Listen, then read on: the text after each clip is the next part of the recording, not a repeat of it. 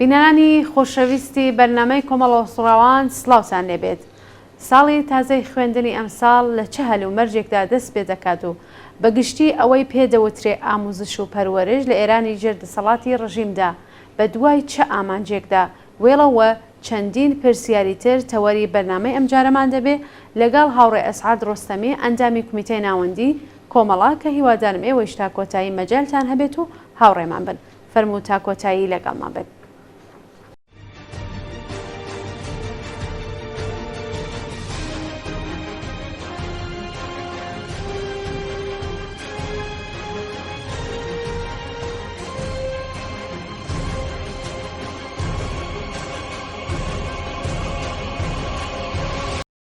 هاوڕێ ئەسعاد ئەم کاتتان باش، زۆر بەخێر بێن بۆم بەرنامەیە. سڵاو ڕێز بۆ ئێوە و بینەرانی خۆشەویستی بەرنامەی کۆمەڵە ئۆسڵاوان. زۆر سپاس و بەخێراتن تەکەم دووبارە. هاوڕێ ئەسعاد هەروەکو لە پێشەکیەکە وتم ساڵی تازەی خوێندن لە چه هەل و مەرجێکدا ئیمساڵ دەست پێ دەکات. بەڵێ تایبەتمەندی کە ئەمساڵ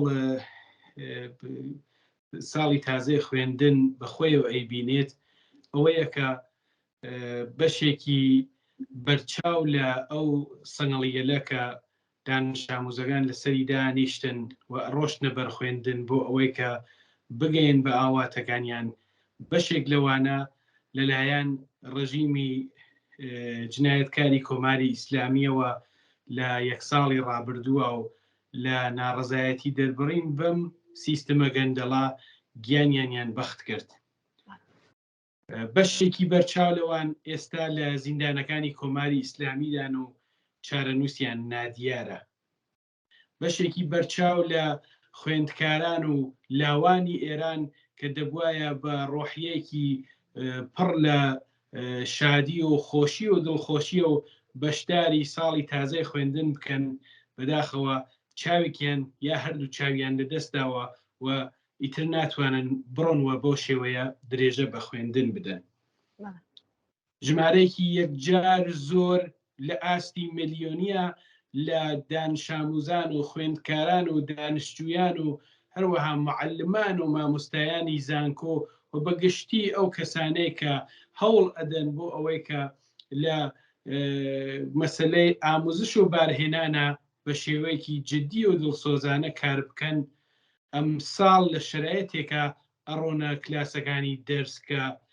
ڕژیمی جنایەتکاری کۆماری ئیسلامی بە هەموو شێوەیەک هەوڵی داوە ئەم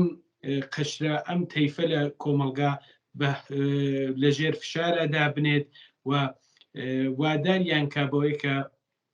تەمکین گەن بە سیاسەتگەلی دژی خوێندن، سیاسەتگەلێکە کۆماری ئیسلامی بە درێژایی 43 ساڵی ڕابردوو هەوڵی داوەکە بە دواکەوت و ڕاگررتنی سیستمی ئاموزشی لە ئێرانە سیاسەتگەل خۆی بەرەو پێش بەرێت، بەڵام ئەوان کەماکان ئەم تەیفە ملیۆنیە کۆڵیان نەداوە و بە بارهێنانی خۆیان و بە تەلاشیان بۆ ئیسفادەکردن لە زانستەکانی کۆمەلگای ئەمڕۆ ئەبینین کە لە چه ئاستگەلێکە گەنجان و لاوان و خوێندکارانی ئێمە پێشڕەفت ئەکەن، ئەبینین کە دانشگاکان ئەبن بە شوێنی ناڕەزایەتی دەربڕین و کاری سازماندراو بەرامبەر بە ڕژیمی کۆماری ئیسلامی و سیستمەکەی. و بەگشتی گەرەکمە بێژم کە ئەم ساڵی خوێندن ساڵێکی تایبەتە، ساڵێکە کە بە ئەو جنایەتگەل ڕژیمە و بەرامبەر بە کۆمەڵانی خەڵکی ئێران بە تایبەت گەنجانی ئەو وڵاتە کردوویە و لە کنار ئەوەیشا وەزعیەتێکی اقتصادی لە ڕادەبەدەر خراپ کە خولقێنەر و هۆکاری هەر خودی کۆماری ئیسلامیە بووەتە هۆی ئەوەی کە ژمارەیەکی یەکجار زۆر لە منداڵان و لە خوێندکاران و تەنانەت لە ئەو کەسانێک کە قەرارە ڕوو لە دانشگاکان کەنە و قسانێک کە قەرارە ڕوو لە سیستمی سەرەوەی خوێندن بکەن و بە دانشجو ناسراون لە زمانی لای خۆمانە بێبەش ئەبن لە ڕۆشتن بۆ خوێندن و هۆکاری ئەسلی ئەم مەسلەیشە بەڕاستی سیستمی گەندەڵی کۆماری ئیسلامیە.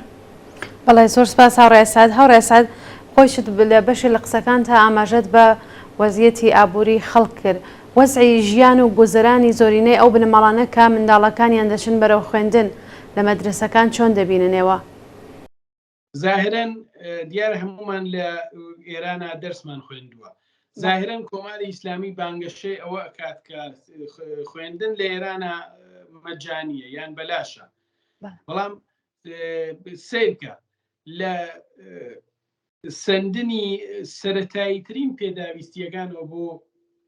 ڕۆشتن بۆ مەدرسە لە ڕێگاگەلێکی یەکجار دوورە و بۆ پێوانی ئەوەی کە مناڵێک لە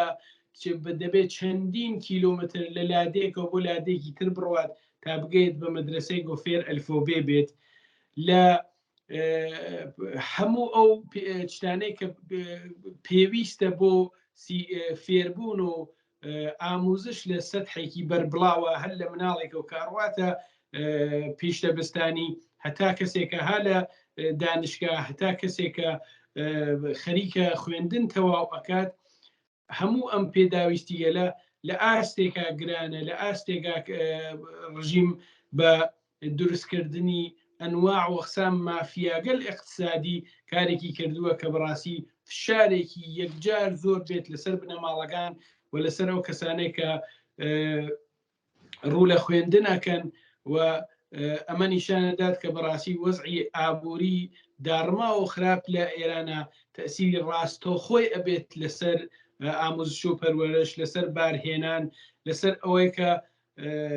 فقط ئاماژە بەواکەم کە بەشێکی یەکجار زۆر لە خوێندکاران لە دێهاتەکانن لە دێهاتەکانەوە ئەچنە کلاسەوە چن هەر لە سەرەتای فێربوونەوە تا ئەو مەختەعی کە بەرەو دانشگا بڕۆن ماشاکە بزانە سیستمێک یا وەزعیەتێکە مەدرسەکان و شوێنەکانی خوێندن لە دێهاتەکانە هەسی لە ئێرانە لە ئوستانگەلێک و کوردستانە لە سیستان و بەلوچستانە لە شوێنگەل لە مناتقی جنوبی ئێرانە تماشاکە بزانە ئەسڵ لەگەڵ چه ئستانداردێکی ئەمڕۆیی دێتەوە کەوابوو ئەم وەزع اقتصادیە لەبارەکە کاربەدەستانی کۆماری ئیسلامی بۆ کۆمەڵانی خەڵکیان دروست کردووە کاریگەری ڕاستەوخۆی ئەبێت لەسەر سیستمی ئاموزش و پەروەرش کاریگەری ڕاستەوخۆی ئەبێت لەسەر سفرەی بەتاڵی ملیۆنان خەڵک لە ئێرانە کە دەبێ مناڵەکانیان بنێرن بۆ خوێندن ئارەزووی ئەواکەن کە مناڵەکانیان درێژە بە خوێندن بدەن ئارەزووی ئەواکەن کە بڕۆنە دانشگا ئارەزووی ئەواکەن کە لەو ڕشتەگەلا کە خۆیان دڵخوازیانە ئدامە تەحسیل بدەن و بە ئاواتەکانیان بگەن بەڵام لە مقابڵە بینین بەم شرایەتە سەخت و یەکجار دژوارەوە کە کۆماری ئیسلامی دروستی کردووە بۆ خەڵک هەتاکو ئێستا ئاماژە بەواکرێت کە 21 نەوع بێسلاح سیستمی جۆر بەجۆر هەیە بۆ خوێندن هەر لە مناڵانی خۆیانە و کە بە ئاغازاگان مەشهورن لە باشتری دروستکردنی باشترین مەدرسەکان و استفادەکردن لە باشترین سیستم بۆ فێرکردنیان هەتا ناردنیان بۆ ئەو وڵاتانەوە جومعەگەلا لە دژیان لە نوێژ جومعەکانە دروشمەدەن و مەرگ بەریان بۆکەن لەوە دەست پێکات هەتا ئەگاتەوتم ئەو مناڵی کە مەجبورە هەموو ڕۆژێ 10 کیلومتر بڕوات بۆ ئەوەی کە بزانێ بە قەڵ کوردی ئەڵێ دارا دووداری هەست کەوابوو ئەمە تەسیری ڕاستەوخۆی مەسایلی اقتصادی هەژاری لە ئێرانە وای کردووە کە بەشێکی بەرچاو لە مناڵانی شتانێت لە پێشتر ئاماژەم کردووە هەوڵە دەم دوار لە قسەکانیشمە زۆرتر ڕۆمەسەری هەر لە مناڵانی سەرەتایی و بیگرە هەتا خوێندکارانی زانکۆ بەهۆی ئەم فشار اقتصادی گەلەو واز لە خوێندن بێنن و ڕوو لە بازاڕەکانی بێکاری بازارگەلێکە لە قەدیم ئەوترا ئەوە ڕوو لە بازار کارەکە بەڵام بازاری کار ئەمڕۆ لە کۆمەلگای ئێرانە لە شوێنگەلێ وەکو کوردستانە لە شوێنگەلێ وەکو سیستان و بەلوچستان و بەگشتی زایدانە لە شوێنگەلێ وەکو مناتە ئەو شوێنانەی کە خۆیان ئاگاهانە بە مناتقی مەحروم ناوی لێ ئەبەن وە بەڕاستیش هەوڵیان داوە بۆ بەڕاستیش هەوڵیان داوە بۆ مەحرومکردنی ئەو مناتقە ئەبینین کە لەوە هەفشارێکە قەرارەگرن. بەڵێ هاوڕێ سەد ئەگەر ئاماژەیە بکەن بە سیستمی ئاموزش لە ئێران ئێوە ئەوە لە چه ئەستێکدا دەبینن؟ سیرکەن من علیڕغمی ئەوەی کە پێشتریش وتم سەرڕای هەموو فشارەکانی ڕژیم سەرڕای هەموو تەلاشەکانی ڕژیم بۆ ئەوەی کە هەر لە تەفکیکی جنسیەتی ئەو بیگرە هەر لە ڕێخستنی مەراسمگەلی تا سەر ئێسقان ارتجاعی جەژن تەکلیف بۆ مناڵی کچی 9 ساڵە لە مەدارسا بیگرە هەر لە تەرویجی حجابی زۆرە ملیە و لە مەدارسا بیگرە هەتا ئەوەی کە ئەگاتە ئەم لە 1 ساڵ گوزەشتا بینیمان کە مەدرسە گەل کە بڵین ئەو شوێنانەی کە کچان تیا دەرسە خوێنن لە ڕاهنمایی و لە مەقاتەعترە و بینیمان ڕژیم بە مەسمومکردنی ئەو مناڵگەلە چ کارە ساتگەلێکی جنایەتکارانەی واقعاً خولقاند هەر ئەوە بۆ ئەوە ئەبوو کە لە ئاستی نێونەتەوەیی یا ڕژیمی کۆماری ئیسلامی بە ڕژیمێکی ضدی ئینسانی بە ڕژیمێکی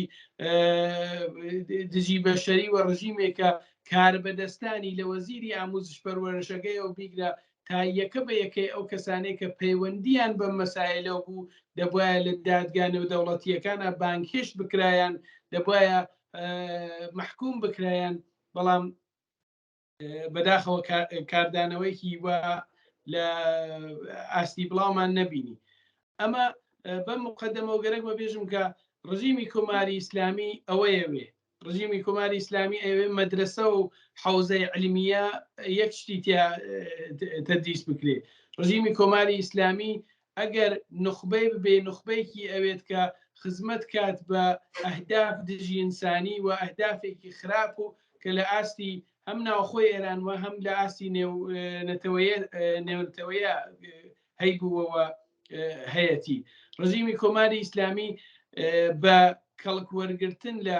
دواکەوتوانەترین وشەکان بە کەڵکوەرگرتن لە دواکەوتوانەترین داستانەکان هەر لە ماجرای ڕۆشنەژێر تانگەوە بگرە کە مناڵی بنێرە ژێر تانگەوە بە شانازی و باسی کا بۆ مناڵانی تر هەر لەوە کە لەم ڕۆژانە لە تۆڕە کۆمەڵایەتیەکانە بینیومانە کە عکسێکی خامنەییان داناوە مناڵان مەجبورەکەن مناڵانێک کە تازە ڕۆشتونەتە بەرخوێندن مەجبوریانەکەن کە بەلەوە بڕۆنە کلاسەکە ماچیانکەن کە خسەن مورد تەمەسخۆر بەشێ لەو مناڵانە قەرارەگرێ و لەکل لە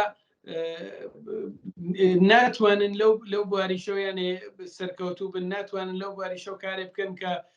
بە ئەهدافی قیزەونی خۆیان بگەن و بەگشتی ئەوان تعقیبی ئەواکەن بەڵام لە مقابڵاوتم هەر زۆرترین و ئەکتیڤترین بەسلاح کۆمەلگا لە بواری خوێندنە و لە بواری ناڕزایەتی دەربڕین بەو سیستمە و لە بواری وشیاری معلمانە و بەرانبەرکی و وەستان لە مقابل ڕژیمە ئێوە سەیری هەر ناڕزایەتی معلمان لە 1-2 ساڵی گوزەشتا بکەن لە ئێرانە سەیری ناڕزایەتی خوێندکاران و دانیشتویان لە ئاستێکی بەربڵاوە لە زۆربەی دانشگا بەناوبانگانی ئێرانە بکەن کە چۆن جوابیان بم سیاسەتگەل کۆماری ئیسلامیە لە مقابڵ مەسلەی خوێندن و ئاموزش و پەروشاداوەتەوە سەری ئەوانەکەن بۆمان دەرەکەفێت کە بەڕاستی ئەوەی کە لە کتێبەکانە کۆماری ئیسلامی تەئیدی ئەکا و عکسێکی خومینی و خامنەیی و هەر جنایەتکارێکی تر ئەچەسپێ بە سەفحەی ئەوەڵ هەموو کتێبەکانەوە هەوڵ ئەدات کە بەو شێوە سیستمی ئاموزشی لە ئێرانە ئیسلامی زەکاتەوە بەڵام لە پەنایەوە ئەبینین کە باشترین و ڕێکۆپێکترین ئینسانەکان سەرڕای ئەم هەموو تەبلیغاتە گەندەڵە لە زانکۆکانەوە سەر هەڵدێنن لە ناو معلمانە و سەر هەڵدێنن وە لە بەرامبەر ئەم ڕادە لە دواکەوتوویە ئەوێستنەوە وریایی و زیرەکی خۆیان بە کۆمەلگا و چ لە ئاستی ئێرانە چ لە ئاستی دەرەوەشان نیشانەدەن. بەڵێ هاوڕێ ئەسعەد ئاماژتان بە دەور و نەخشی مامۆستایان کرد واتە معلمان ئەمە لە دەستپێکی ساڵی تازەوە دەبینین کە زۆربەی معلمان لەلایەن کۆماری ئیسلامیەوە لەسەر کارەکانیان دەرەکردیان تەعلیقەکردیان ئەمانیچە دەور و نەخشی معلمان دەتوانین ببینین کە لە مەدرسەکاندا یەک ساڵی ڕابردوودا چ دەور و نەخشێکیان بووە کە زۆربەیان تەشویقی ئەو منداڵانەیان کردوە کە لە مەدرسەکان بوون کە هەر خۆتەزانی لە مناڵێکی 7 ساڵەوە تا گەورەتریش دروشمی ژن ژیان ئازادی لە مەدرسەکان لەسەر زمانیاندا نەکەوتووە. ئەمە دەتوانێت دەور و نەخشی ڕاستەوخۆی مامۆستایان بێ کە لەوێ بوویانە. ئەگەر ئێوە شتێکتان هەیە بەوە ئەزافەکەن دادواترشمە سەر پرسیارێکی تر. بێگومان مامۆستایەک یان معلمێک کە گەرەکی بێت لە مەدرسە مناڵەکان فێری ئازادجییان کە گەرەکی بێ فێری ئەوەیان کە داوای حەقی خۆیان بکەن گەرەکی بێ فێری ئەوەیان کاکە لە دەورانی کۆرۆناکە خوێندن بە شێوەیە ئانلاین بوو بەشێکی یەکجار زۆر لە مناڵانی ئێرانە سەڵ دەستڕەسییان بە مۆبایلە شکاوەیەکیش نەبوو چە بگەی بەوەی کە ئایپەدیان هەبێ و نازانم لەپتابیان هەبێ و کامپیوتریان هەبێ کە ئیسفادەی لێ بکەن و هەموو ئەم شتانە ئەم معلمگەلە ئەوەیان بینیویانە کە لە سەردەمی ئەمڕۆوە کە لە ساڵی 2023 ئاستی خوێندن لە وڵاتانی تری دنیا لە چه ئاستێکایە بەڵام دانشاموزێکی ئێرانی دەبێ باوکی 2 ساڵ سەختی بکێشێت تابتانێ تەلەفۆنێکی دەستوی بۆ بسێنێ و ئەمە دیارە تەنیا مناڵێ نییە هەموو ماڵێ ئێستا 2-3 مناڵ 3-4 مناڵیان هەیە کە بۆ هەر کامەیانم شتانە پێویستە. معلمانی ئێمە لە ئێرانە ئەمەیان بینیوە معلمانی ئێمە دەرکیان بەوە کردووە مناڵێکە ئەڕواتەوە بۆ مەدرسە کەوشەکەی لە چوار لاو دراوە پانتۆڵەکەی لە دەلاو کون بووە ئەوە ئەبینن کە مناڵان چەندین سەعاتان لە مەدرسە هیچ تەغزیەیەکیان نییە بێجگە لە شێر ئاوێکە لە مەدرسە دانراوە ئاو بخۆنە و هیچ تێتر نییە. لە مەدرسەی دەوڵەمەنەکانە لە تارانە یەک وعدە غەزاییان مقایسە کردووە لەگەڵ بەقەڵ خۆیان لاکچریترین ڕستورانی تاران لەگەڵ ئەو وعدە غەزایە کە لە مەدرسەی مناڵانی سەر بە بەسلاح کاربەدەستانی کۆماری ئیسلامیە هەست گرانترە. یعنی بزانە ڕستورانی لاکچری بە قەڵ خۆیان هەتا وعدە غەزایی کە لە مەدرسا وەریەگرن بەڵام تۆ بڕۆ تواشای گەڕەکان ژانشینەکانی هەموو شارەکانی ئێران بکە ئەسڵ شتێ بەناو سیستمی تەغزیە و ئیسلاحەتێک بۆ مناڵان نییە. مامۆستایان معلمان ئەمانەیان بینیوە هەر بۆیە بێدەنگ نەبوون و بەڕاستی مناڵانیان بە تایبەت لەم 1 ساڵ گوزەشتا فێر ئازادی کرد فێر داواکاری مافەکانی خۆیان کرد و لە پای تاوانەگەیش یاوێساونەتەوە. معلمی ئێمە تەشخیصی داوە کە بێکار بێ برسی بێ باشترە تاوەی کە بە مناڵەکان بڵێ جوابی ئەم سیستەمە دواکەوتوانە بنە و دەورێکی تر تەولیدی ئەو نەوع لە ئەفکاری دژی ئینسانی بکەن کە کۆماری ئیسلامیە ئێوێ. بەڵێ زۆر سپاس هاوڕێ ئەسعەد. هاوڕێ ئەسعەد ڕادەی نەچوون بۆ خوێندن لە نێو منداڵان زیادی کردووە لە بەشێ لەم و توێژەتە بە کورتی ئاماژەتان پێکرد پێتان وایە هۆکارەکەی چییە ئەگەر جیاواز لە فەقریام هۆکارهایەکی تری هەیە کە ئەوەی کە منداڵان ناتوانن بچنە مەدرسەوە وەکو هەموو منداڵانێکی شوێنەکانی دیکە دەرس بخوێنن؟ بەشێکی بەرچاو لە وتم دێهاتەکانیان مەناتقی مەحروم لە کۆمەلگای ئێمایان لە حاشیە شارەکانە ئەسڵ مەدرسەیەکی تیانێتە خەڵک بڕێ دەرس بخوێنی ئەو شوێنانەش کە تایەتی بەو کەیفیەتە زۆر زۆر خوارەی شەوکە هەیە دایک باوکەکان بەم گرانیە و دایک و باوکێک کە 6 مانگارێ نتوانن کیلوێ گۆشت بۆنە سەر سپرەی مناڵەکانیان چۆن نتوانن 3 مناڵ بەیەکەوە بنێنە مەدرسە 2 مناڵ بەیەکەوە بنێنە مەدرسە سەنە مناڵێ بنێنە مەدرسە و ئەمە کارێکی کردووە بەڕاستی لە ئاستی خەبەرگوزاریەکان سەر بە کۆماری ئیسلامی دەڵێن وەکو ڕەفراندۆمەکەیان کە ئەڵێن کردومانە بۆ کۆماری ئیسلامی نازانم فقط چەند هەزار نەفەر ڕایان پێ نەداوە ئێستەیش بۆ ئەوە هەمان درۆیان دووپات کردوەتەوە. من سێرم کرد دەڵێ 99% لە مناڵانێک کە قەرار بێ ڕوو لە خوێندن بکەن سەبت ناویان کردگە. ئەوە 1% احتماڵاً ئەم خەبەرگوزاریگەر سەر بە سپا و نازانم اطلاعات و گەنگل سەرکردگە ڕژیمە احتماڵەوە 1% داناوە کە مەسەڵاً بەهان لە سەفەر هێشتا نەگەڕیاگنەسەوە ئەوە وەزعەکە باشە لە خەرا مناڵان هەمویان لە تحتیڵاتی تاوسانە سپاردەیان کردووە هیچ کامیان مەجبور نەبوون بڕۆن 3 مانگ لە خراپترین شرایەتە کار بکەن بۆەوەی کە بتوانن شواڵۆکراسی و جفتێکەوەش و کیفێکی پێ بسێنن. یانێ بێشەرمی و بەڕاستی بێشەرمی کاربەدەستانی ڕژیم گەیشتوتە ئاستێکە بەو شێوەیەنە گاڵتە بە شعوری خۆیان ئەەکەن. یانێ دەڵێ 99% لە مناڵان سەپناویان کردوە. بەڵام لەو ئاماری ملیۆنی هەیە کە لە سەر تاسەری ئێرانە بە ملیۆنان نزیک بە ملیۆن و وردێک مناڵ یان ملیۆن و وردێک ئەو کەسانێک کە دەبێ لە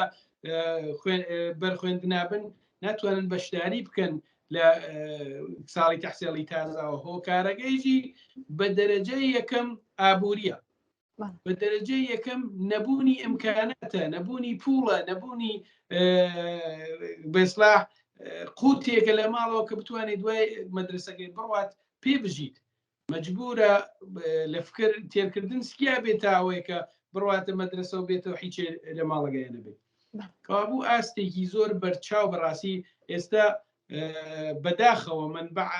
ئامارێکی دقیق نییە کە تۆ بڵێ بەپەی ئەم ئامارە دقیقا ئاوایە، بەڵام هەر خودی ئامارهای ئۆرگانهایەکی تر لە ڕژیم باس لەواکەن کە زیاتر لە ملیۆن و نیوێک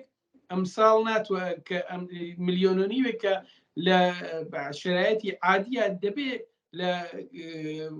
شوێنی خوێندن و لە مەدرسە و دانشگاکان بن بە هۆی مەسایلی اقتصادی و بە هۆی دووری شوێنگەل خوێندنە و بەشداری لە ساڵ تەحسیڵی تازە ناکەن. بەڵێ بەداخەوە زۆربەی ئەو منداڵانەیش کە ناتوان بڕنەت مەدرسە زۆربیان دەبنە منداڵانی کار لەسەر شەقامەکان، زۆربیان دەکەفنە تووشی ئەو باندە مافیای مەوادی مخدر و فرۆشتنی ئەو منداڵانەوە زۆربیان بەداخەوە ئاوا گیرۆدەی مادەی هۆشبەرە بن. کاکاسەد لە 1 ساڵی ڕابردوودا وەکو خۆشتان ئاماژتان پێکرد بینیمان کە لە مەدرسەی کچانە بە تایبەتی هێرشی مەسمومیەتی یا بێژین زەنجیرەیی لە مەدرسەکانە دەستی پێکرد. کۆماری ئیسلامی زۆر هەوڵیدا بەم جۆرە ئەو دەنگەی کە لە مەدرسەکان بوو خەفەیکە. هۆکارەکەی چی بوو؟ ئایا بە ئامانجەکانی گەی؟ ڕژیم ویستی بە بنەماڵەکانی ئێمە بە دایکان و باوکان بە کۆمەڵگای ناڕازی لە ئێرانە بڵێ کە ئەرێ بەو شێوە لەگەڵ کچان و ژنان بەرخۆڕ دەکەین. مەسلە فەقەتان شاموزەکان نەبوو، معالمەکانی ژیان مەسمومە بوون،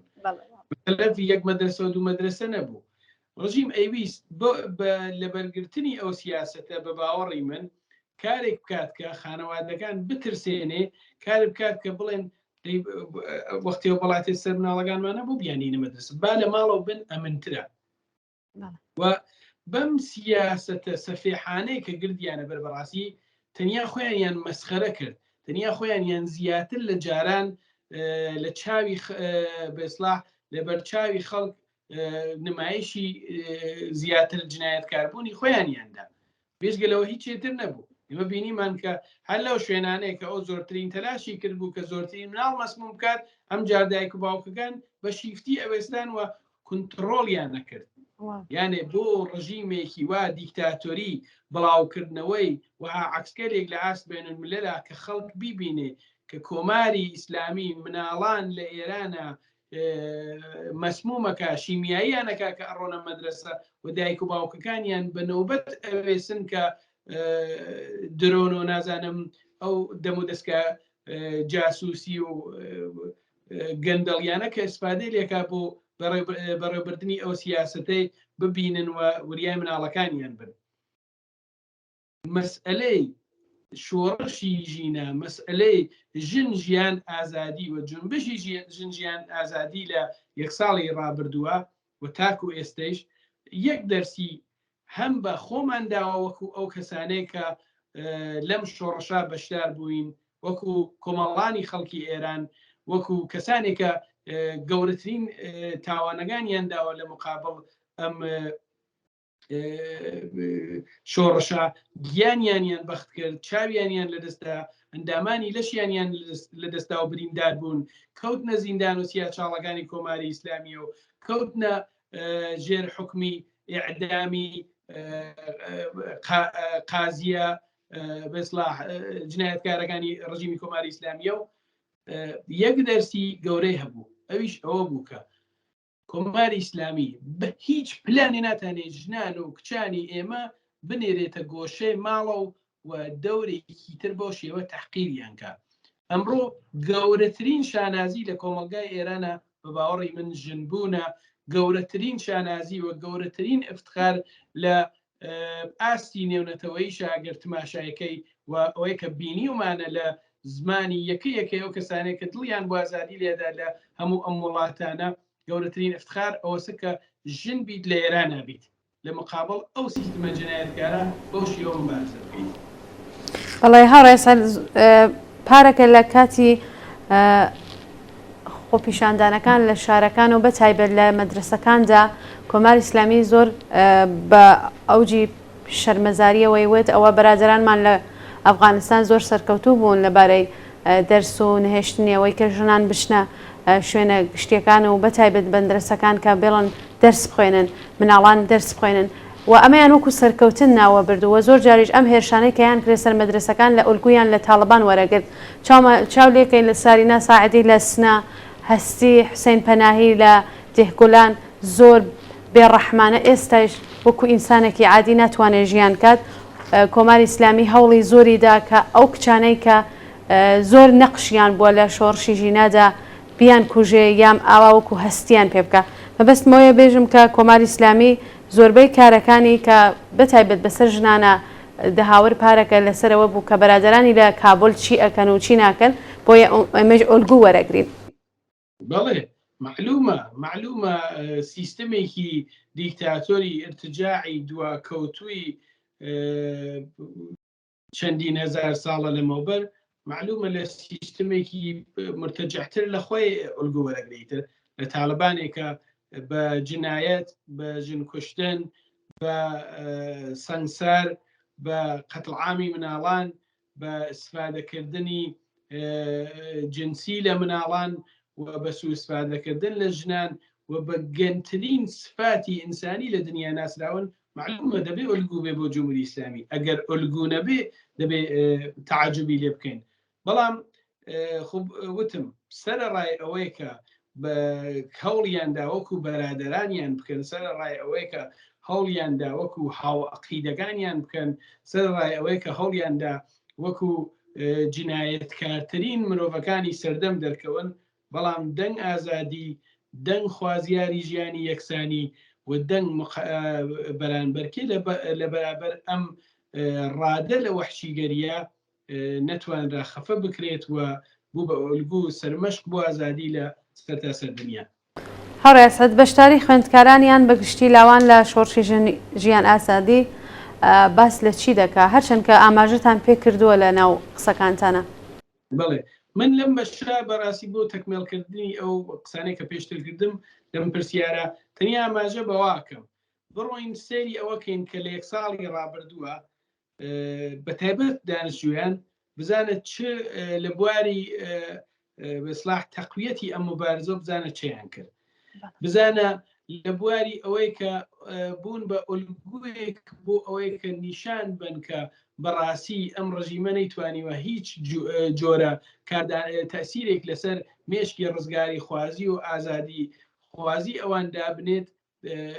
بزان چ تەسیراتی گیان بوو بزانە بۆ نمونە ئێمە لە دەرەوەی وڵاتیان ئێوە لە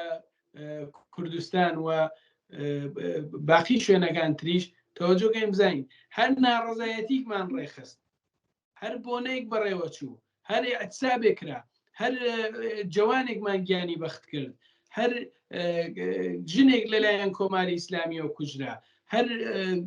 کەسێک لە ساچمەزەنە جنایەتکارەکانی کۆماری ئیسلامی چاوی لەدەستا هەر کەسێکمان کە ڕۆشتە زیندانەوە هەر کەسێکمان کە لە بەرابەر ئەعداما قەراری کرد بزانە دانیشتووەکان سرودیان بۆیەوەت خواست و متالباتی ئەوانیان چڕی و بڵاوە بۆ لە ئاستنیە تو بزانە چ کارگەلێکی هوەری عەزیم کرا لە یەک ساڵی گوزەشتا کە ئەمە هەمووی نیشانە لە دەور و نەقشی کارا و ڕاستەوخۆی کۆمەڵگای جوانی ئێران ئەکات لە بەرامبەرکێ لە بەرابەر ئەم ڕژیمە. بەڵێیانە دەتوانین بێژین ساڵێکی ئەکتیڤیان بۆ بە پێی ساڵانی پێشوو. بڵێ بێگومان. بەڵێ هاوڕێ سەد ئەو دەور و نەخشە چۆن دەکرێت بێت بە هەوێن بۆ داهاتوو؟ سێگەن ئێستا لە هەموو دانیشگاکانی ئێران باشە کارم بۆ دانیشگاگەلەوە نییەوە مەسەڵەن بە 2 متر پارچە و ئەچەیەکەنە مێزەر هێن دەورسەری نێن دەرەوە بۆ تەولیدی دواکەوتووی و بۆ تەولیدی ئەنواع ئەقسام جنایەت کە ئەوە دیارەوە شوێنانەیان کوێ بەڵام ئەو جێگەگەلێکە پێدەوەترێ دانیشگا سنەتێ تیا جێکەوتووە لە گرتنی 16 ئازەرەوە بیگرە لە پشتیوانیکردن لە کرێکاران لە ڕۆژی جیهانی چینی کرێکار واتە 1 مەیە بیگرە لە پشتیوانیکردن لە خواست و متالباتی ژنان لە 8 مارسا بیگرە لە ساڵگەردی خیزشی ژنجیان ئازادیە بیگەمانە نمونەگەلێکە دیارە دەیان نمونەی لەو چەشنە هەیە لە دروستکردنی خواستی بەئیسلاح خۆیان وەکو ئەو کەسانەی کە هانە دانیشگاکانە و دەرس ئەخوێننەوە بۆ بەڕێوچوونی ژیانی خۆیان لە محیتی ئامۆزشا بیگرە هەموو ئەمانە نیشانەدات کە فەرهەنگێک لەلایەن ئەوانەوە جێخراوە و ئەم فەرهەنگە بۆ جوانێک کە ئەمڕۆ ڕێتە دانیشگا پێگیری ئەبێ ئەو ڕێگە کوێرەوە نەبووە بۆ ڕژیم سێر کە 43 ساڵە جمهوری ئیسلامی نەیتانیە نە جنبش ژنان نە جنبش کرێکاران نە جنبشی دانیشتووی و هیچ کام لەو جنبشان بزوتنەوەی شۆڕشگەرانە خەڵکی کوردستان نەیتوانی وە هیچ کام لەوانە بە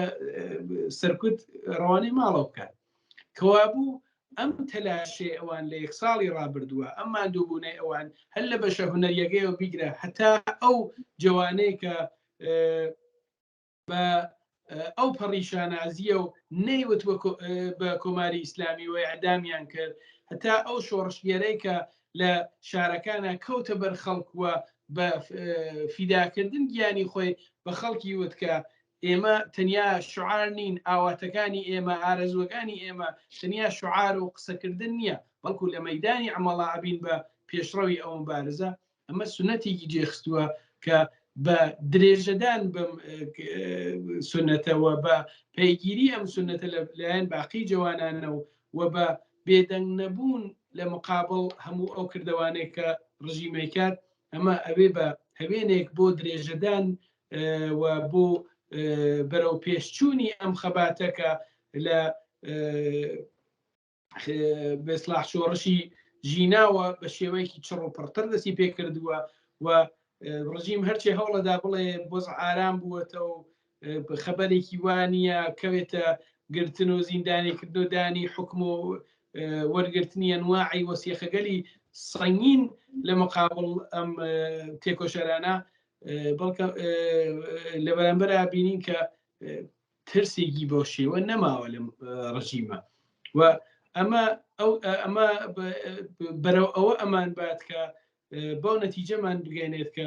ڕژیم ساڵهایاڵین کە سەرکوتی تەنیا شتێ بەدەستی ماوە سەرکوتە تەنیا شتێ بەدەستی ماوە هەڕەشە و کوشتن و بڕین و ئەعدامکردنە کە ئەویش نەیتوانی جوابگو بێ بووی. بەڵێ زۆر سپاس هاوڕێستان پرسیارەکانم کۆتایی پێهات ئەگەر خۆتان پێتان وایە شتێک هەیە کە ئاماژتان پێنەکرۆ فەرموون. منیش سپاسدانەکەم نەخێر شتێکی وان نەماوە تەنیا دیسان لە کۆتایی ئەم بەرنامە پێم خۆشە ڕێز بگرم لە یاد و بیرەوەری یەکە بە یەکەی ئەو جوانانەی کە لە شۆڕشی ژنجیان ئازادیە گیانیانیان بەخت کرد سڵام بنێرم بۆ خانەوادەکانیان و هەروەها بەو کەسانەیە کە چاویان لەدەستا یان بەشێک لە ئەندامانی لەشیان لەدەستا یان لە زیندانەکانن یان هەن لەژێر تێغی ئەعدامی جنایەتکارانی کۆماری ئیسلامیە بێژم پیان کە بە هەموو هێز و توانامانەوە دەنگیانە بین لە پشتیانە بین بێدەنگ نابین لە مقابل ئەم ڕژیمە لە هەر کوێنێک بە تایبەت لە وڵاتانی دەرەوەی لە وڵاتانی دەرەوە لە هەر شوێنێ دەرکەون بلا فاصلە چینەوە شوێنانە ڕسوایان ئەەکەین و وایان لێکەین کە شەرم بیانگرێ لە هەر شوێنان وەکو جاران بە عەلەنی دەرکەون هەر وەکو ئێستەیش وایان لێ هاتووە و فشار تێرین بۆ ئەو کەسانەیە کە بە دەعوەتکردنیان بۆ ئەنواع ئەقسام کۆڕ و کۆبوونەوە لە ژێرناوگەل مختلفە دەستێنە سەرشان ئەم جنایەتکارگەلە ئەوانی شەرمەزار ئەەکەین و پێیان دەڵێن کە ئەم خەباتەی ئێوە ئەم مبارزەی ئێوە ئەرزشی بوو ئەرزشی هەست و تا سەرنجام گەیاندنی هەمومان هەین لە پاڵیەکە دیسان سپاس بۆ ئێوەوە ئومێد دەکەم کە ئەم ساڵ تازای خوێندنە ببێ بە هەوێنێک بۆ دەربڕینی ناڕەزایەتی زۆرتر لە مقابل سیستمێکی ئاموزشی تا سەر ئێسقان ارتجاعی کە کۆماری ئیسلامی هەوڵەدا جێبخات. بەڵێ جارێکی تر سپاس بۆ ئێوە هاوڕێ ئەسعەدی ڕوستەمی ئەندامی کومیتەی ناوەندی کۆمەڵە کە لەم بەرنامەیە بەشدار بوون. زۆر سپاس. زۆر سپاس بۆش. بەڵێ بینەرانی ئازیز و خۆشەویست ئەوەی کە بینیتان وتوێژێک بوو لەگەڵ هاوڕێ ئەسعەد ڕۆستەمی سەبارەت بە ساڵی تازەی خوێندن و کە لە چه هەلومەرجێکدا دەست پێ دەکات. سپاس بۆ ئەوەی کە تا کۆتایی لەگەڵمان بوون تا بەرنامەیەکی تر و هەفتێکی تر ماڵاوە.